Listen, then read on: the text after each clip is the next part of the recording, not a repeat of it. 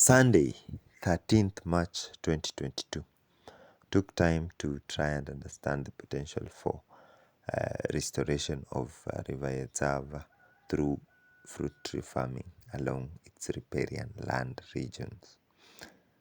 It's understandable that most farmers have ignored the planting of fruit trees along these sections and have opted for mainly eucalyptus tree varieties, and it's notable that these varieties have come at a cost since they are resulting in drying of some of the water springs.